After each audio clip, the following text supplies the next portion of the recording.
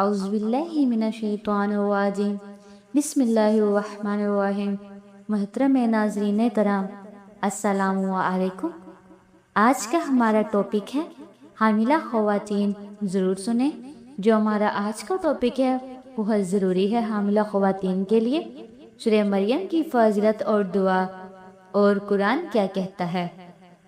محترم ناظرین کرام، اگر آپ حاملہ ہیں یا آپ کے گھر میں کوئی حاملہ خاتون موجود ہے تو آج کی ویڈیو آخر تک ضرور دیکھیں۔ آج ہم قرآن مجید کی ایک عظیم سورت سورہ مریم کے بارے میں بات کریں گے۔ بہت سے لوگ اس سورت کی تلاوت کو حمل کے دوران باعث سکون سمجھتے ہیں، لیکن اس حوالے سے بعض ایسے باتیں بھی پھیلائی جاتی ہیں جن کی قرآن یا صحیح احادیث سے واضح دلیل نہیں ملتی۔ اس لیے ضروری ہے کہ ہم ثابت شدہ باتوں اور غیر ثابت دعووں میں فرق کریں۔ اللہ تعالیٰ نے سورہ مریم میں حضرت مریم کا ذکر فرمایا، جنہوں نے نہایت صبر، توکل اور اللہ پر کامل بھروسہ کے ساتھ آزمائش کا سامنا کیا۔ یہ واقعہ ہر مسلمان کے لیے ایمان، حوصلے اور اللہ پر اعتماد کا درس دیتا ہے۔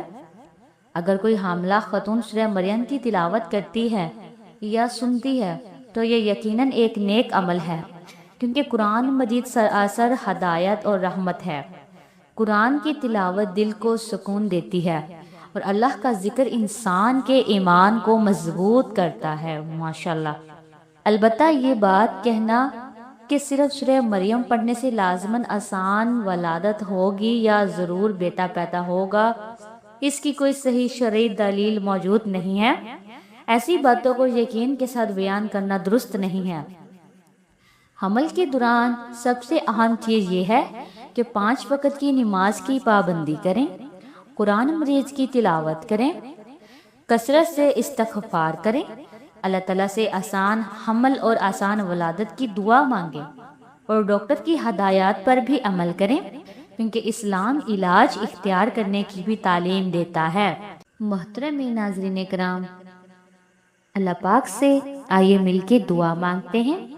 اے اللہ، تمام حاملہ بہنوں کو صحت، عافیت اور آسانی عطا فرما، ان کے بچوں کو نیک صالح اور تندرست بنا، ان کے دلوں کو سکون عطا فرما اور ہر قسم کی پریشانی سے محفوظ رکھ، آمین یا رب العالمین۔ اگر آپ کو یہ ویڈیو پسند آئے تو اسے ضرور شیئر کریں تاکہ زیادہ سے زیادہ لوگوں تک قرآن اور دین کی صحیح بات پہنچ سکے۔